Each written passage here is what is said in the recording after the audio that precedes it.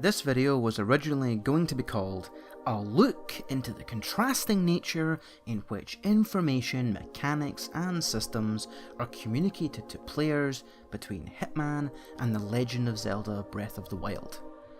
On reflection, I don't even really understand what the hell I'm saying, and I came up with the title.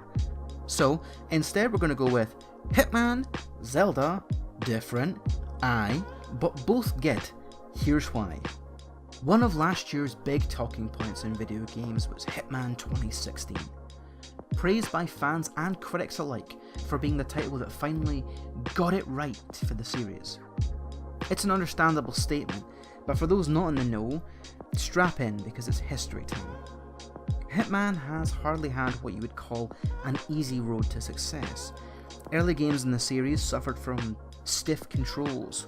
While clearly ambitious, they always felt to me somewhat limited by the current hardware available to them. However, these issues were ironed out with each successive iteration. Blood Money, for many, sits as the crown jewel of the franchise, not just for its excellent level design, but also for the creative freedom it allowed its players. And, in a series that is basically professional murder simulator, a full embrace of the goofier side of Hitman's world paid off big time. Just take the level A New Life, for example.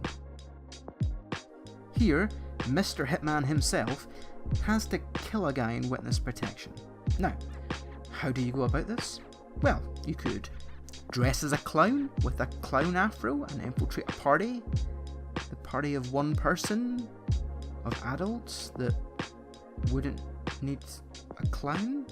Don't worry about it, doesn't make any sense.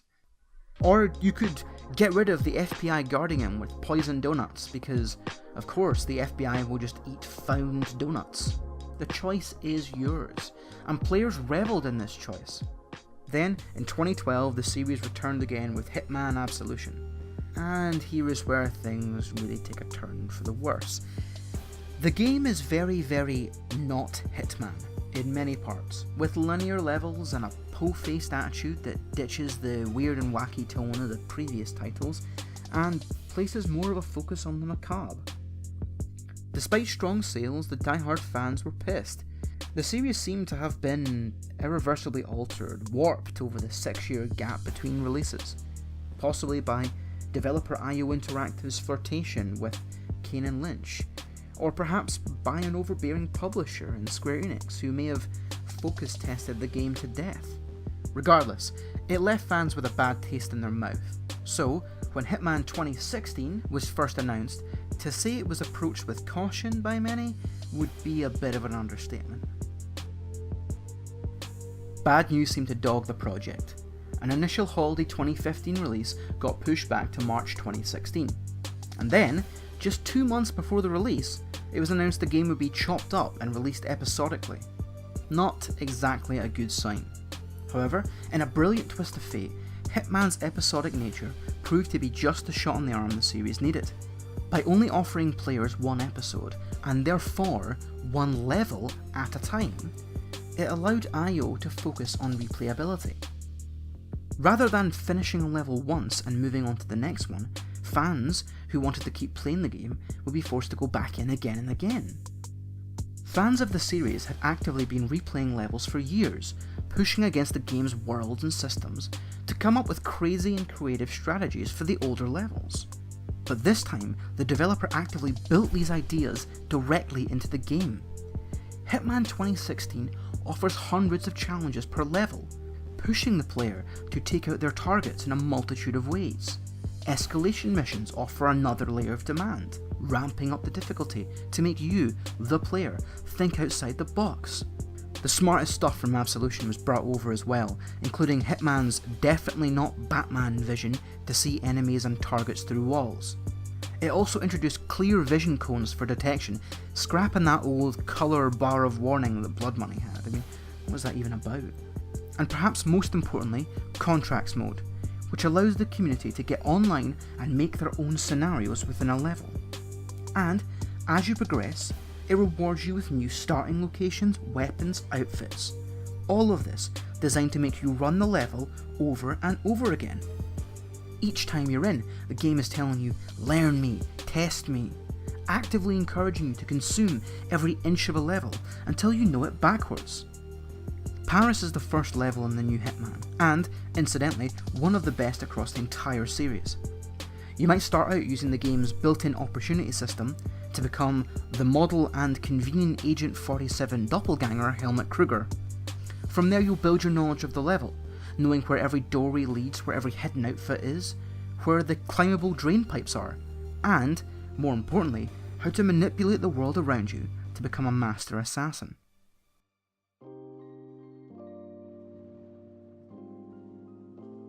So, unless you've been living under a rock for the last 6 months, you should know that The Legend of Zelda Breath of the Wild was released this year to overwhelming critical praise and success. The game acted as a system seller for the new Nintendo Switch, and was also key in providing some justification for the ownership of the Wii U. Well, at least to idiots like myself who bought one and have been letting it gather dust under my TV for the last few years. Actually, that's not even true. The Wii U is an excellent console. I play it all the time. It's just an easy thing to take a swipe at.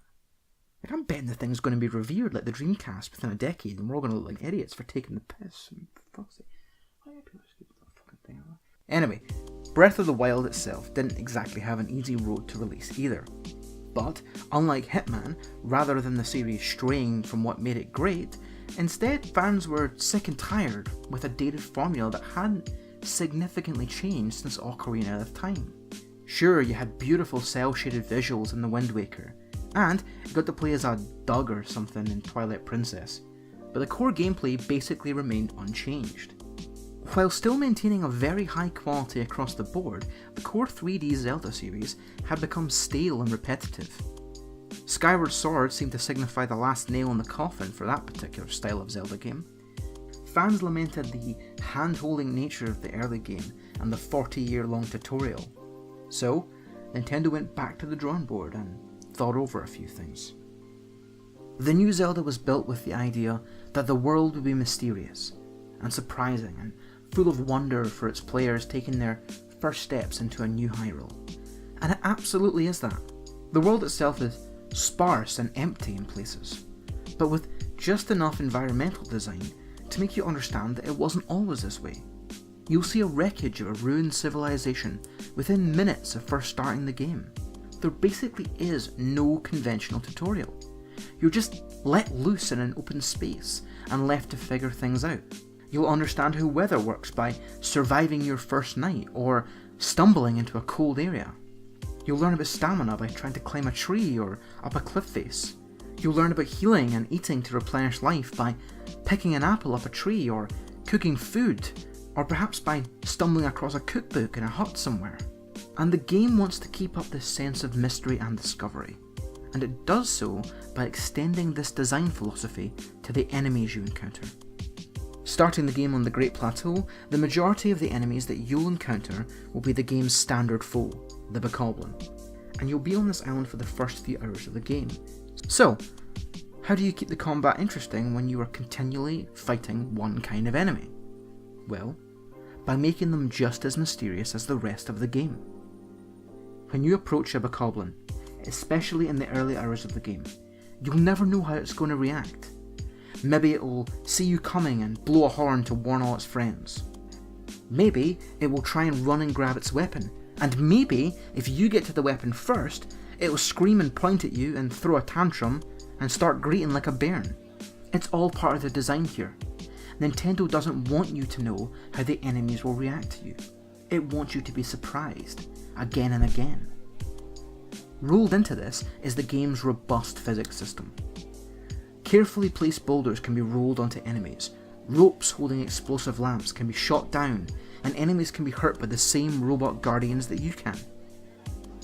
And this too is important. Everyone in this world plays by the same rules. This is all information you will glean through osmosis. And so later in the game, you'll be encouraged to experiment. It's a game in which I found myself going, what's that? Who's over there? Can I climb that? What if I use this here? Breath of the Wild is a game that wants to give you questions. Hitman is a game that wants to give you answers. Hitman spoon-feeds you information. Now, this sounds like I'm bad-mouthing the game, like I'm calling it out for poor design or underdeveloped AI. In fact, it's quite the opposite. Whilst it is true that Hitman's AI is barely more complicated than... What was that noise? In fact, the beautiful simplicity of AI behaviours is, ironically, one of the smartest design decisions in the game. As mentioned previously, the need to rerun these levels again and again creates this kind of Groundhog Day-esque ability to navigate the levels. You'll know where enemies will be, how to manipulate them in any given situation, and this eventually culminates in you swanning through levels like an omnipotent puppet master, Pied Pipering your way through scenarios. It's a design choice that makes perfect sense actually. How do you make a sandbox game about being a master assassin? Well, maybe make everyone except from the player character have an IQ of 7. And that's the point. You know how everyone is going to react in every situation, and the game wants you to know. So, when you're hiding in the bathroom next to your target, but she's in the room with 2 bodyguards, you can turn on the tap. The overflowing sink will attract a guard, knock him out, hide the body in the wardrobe, pick up the gun so the next guard won't see it, then turn the tap back on. And yep, you guessed it, works the same as last time. Second guard comes in. So repeat that, knock him out, in the wardrobe with his pal. And now your target's left unguarded. She'll go back to her routine, never questioning where her bodyguards have gone or why they've both ran off to the bathroom at the same time. She doesn't even notice anything weird when you turn the tap on for a 3rd time. She's like, hey, the tap's going again. Strange. Oh look, the guys have disappeared. Weird. Look, I've been hit in the head with a crowbar. How perplexing. And now I'm getting chucked off a balcony. That's odd. Both Hitman and Zelda encourage their respective players to experiment within their worlds, pushing against the systems that are in place. But they do so in such drastically different ways. Hitman wants you to pull the strings of the characters in its sandbox and revels in allowing you to have them all dance to the tune of your fiddle, while Zelda hides everything behind smoke and mirrors, asking you to step into the unknown and try out different things because you feel you should. And it rewards you for your constant experimentation. Neither of these 2 design philosophies is inherently better than the other, but they do seem to exist at 2 ends of a spectrum, and both are executed so expertly it makes me incredibly excited, not just for the next games in these series, but also for any other titles that look at what these games do and try to expand upon their ideas. Well, that's it. That's all I've got for you. If you've made it this far, thank you very much for sticking around to the end of the video. Until next time, cheerio.